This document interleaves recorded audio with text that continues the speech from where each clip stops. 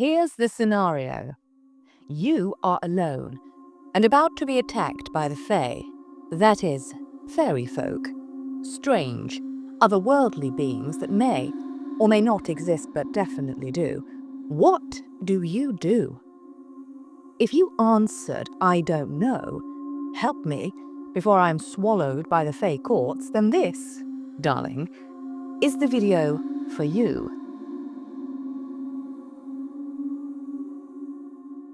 Imagine you're alone, traversing the moors on a twilight May evening. It's cold, it's wet, and suddenly things begin to look strange.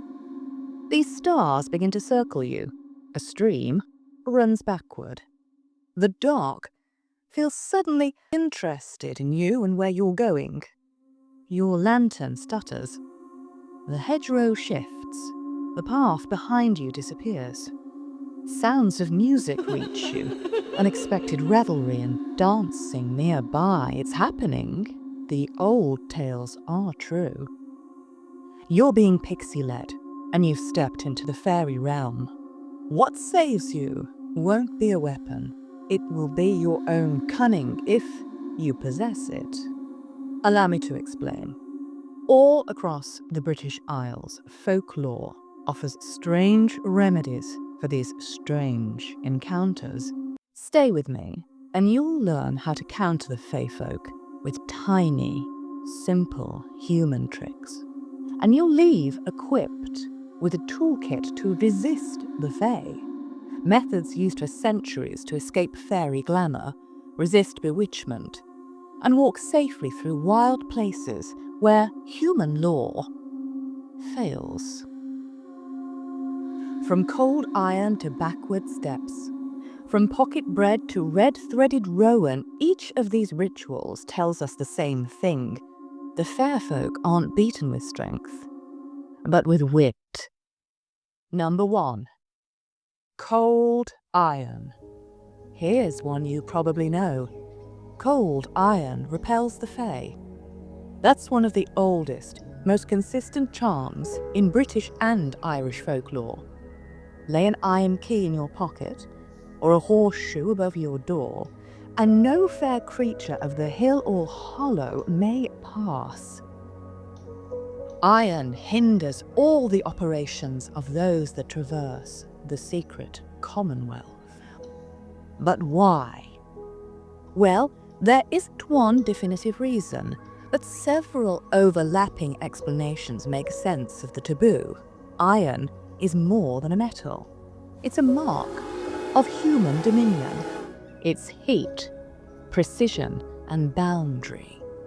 Blacksmithing represents the moment the wild world is shaped by force into plowshares, nails, rails. To the Fae, creatures of deep forest and crooked law, iron represents something they despise: human settlement. Across many traditions, the smith is a ritual specialist and master of fire. Iron signals technology and human law intruding on wild spaces, the very opposite of the Fae's affinity with untamed nature. Iron is the signature of the village. The forge is the village's heart. To wield iron is to claim land, tame rivers, and build with permanence. No wonder the fair folk, born of root and stone, shudder at its touch.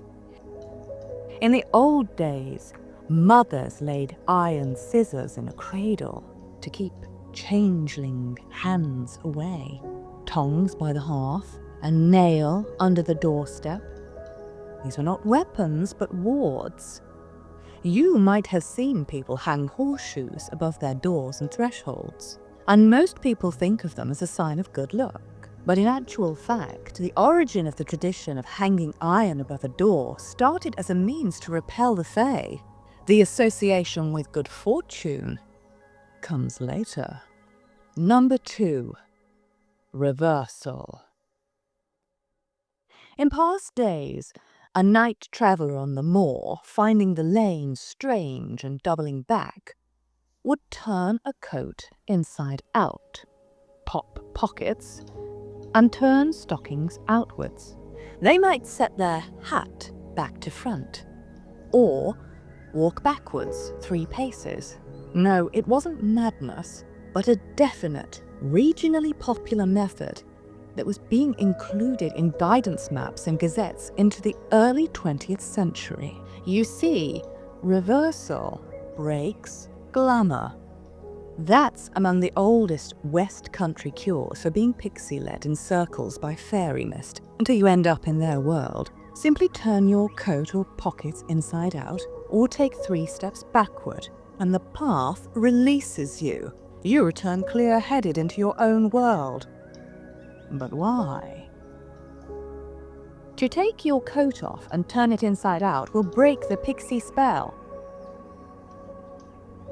Whosoever finds himself or herself pixie-led has nothing more to do than to turn jacket, petticoat, pocket, or apron inside out.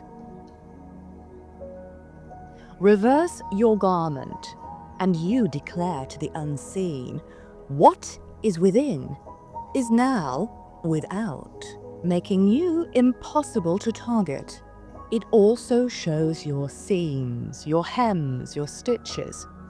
The hidden human methods of manufacture and order are suddenly made visible.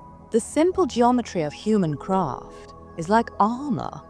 Fae draw their power from nature that is often irregular and rarely symmetrical. That sudden display of made order disrupts the Fae's crooked, organic logic.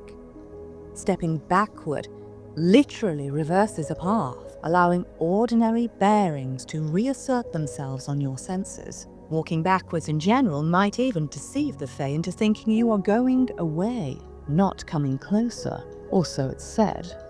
Reversal is also signal to the Fae that you are liminal, briefly neither one thing or the other, betwixt. In lots of folk magics, liminality is protective. Beings that depend on a target, being in a fixed state, cannot grasp the transient and between. This method became so pervasive that the people of Devonshire would set out already so turned when they undertook a night journey, and some still do. Number 3. Bread and salt. Alright, here's an old, on-the-field remedy used for centuries, and it is curiously simple in nature. Carry a piece of bread or a few grains of salt in your pocket. Bread steadies you. Salt draws a line. In English law, domesticity carried into wild spaces often proves an effective charm. Most often, a crust in the pocket is used. Robert Herrick put it this way: if you fear to be affrighted when ye are by chance benighted in your pocket for a trust, carry nothing but a crust. For that holy piece of bread charms the danger and the dread. But it isn't just bread serving to protect mortals from the Fae folk. Salt, too, is uncongenial to witches and devils. Scottish practices include carrying salt withershins, that is to say, backwards, round a baby before the christening. The salt marks a boundary that the uncanny cannot cross. But why do they work? Some say it's because they're domestic signatures, food of the oven and the table, not the magical realm. Carrying them puts you under the jurisdiction of hearth and parish, rather than mound and moor. They're apotropaic in 2 modes. Bread realigns you with the human day. Salt draws a protective line. Can you spot a pattern here? It's all edges and order, thresholds, hearth food, worked metal, deliberate reversals. Every remedy is a way of declaring jurisdiction over the wild. But there are things in nature allied to humans in this apparent war against the Fae. Number 4. The Rowan tree. Rowan has a long reputation as an apotropaic tree across Scotland, Ireland, Man, and the north of England. People carried or pinned a small Rowan cross or twig bound with red thread, hung it above doors and byres, tied it to cattle or cradles to ward off witchcraft and fairy mischief. A well-known rhyme preserves the practice. Rowan tree and red thread puts the witches to their speed. Well, that rhymes if you're Scottish, anyway. Why Rowan? Folklorists point to the berry's five-pointed star, the calyx, and the powerful magical association of the colour red as likely roots of its protective status. Oh, but you're special, aren't you, darling? You need an extra potent remedy against fey incursions. Well, look no further than a flying rowan. That is, a rowan that sprouts off the ground, in the fork of another tree usually, roof, or a rock crevice, usually from a seed dropped by birds. Northern English traditions treat this liminal growth as especially powerful against witchcraft and bewitchment. In Sweden and Norway, pieces of flying rowan are chewed or carried to avoid being bewitched and unable to stir, and wood from it can thwart a troll spell. It's also used for divining rods.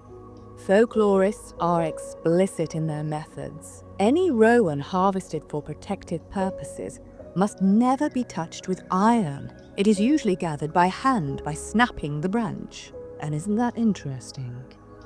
Actually, there's no iron used in magical botany generally. It's an old European rule. Powerful plants are gathered without iron and kept from touching the ground, so their virtue isn't profaned. Sir John Fraser gives the classic example that mistletoe must be cut with a golden sickle and not an iron blade to be effective. It follows the same principle as cold iron in folklore. It negates magic and spoils the charm.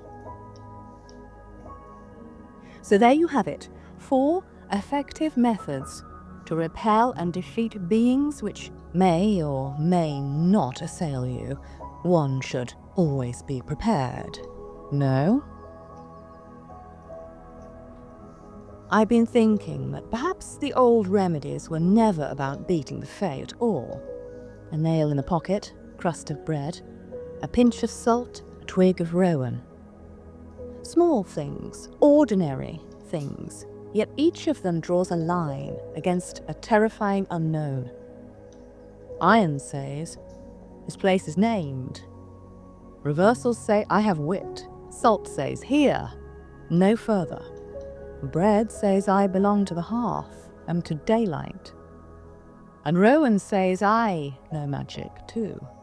Robert Kirk, a folklorist whose untimely death was actually attributed to fey meddling, warned that knowledge doesn't make you immune to the fairy folk, only primed to face them. Perhaps that's the lesson these tokens keep teaching in the modern era as we walk at the edge of 2 worlds ourselves. Online, offline, left and right, public and private. And what saves us is not force, but cleverness, focus, and intent. So if you find yourself captured by the liminal and faced with the unknown, remember the power you possess. And always carry something small, and not to fight with, but to remind yourself you have the capacity to answer any challenge. As ever, I remain your obedient servant, the Marquis de Sadness.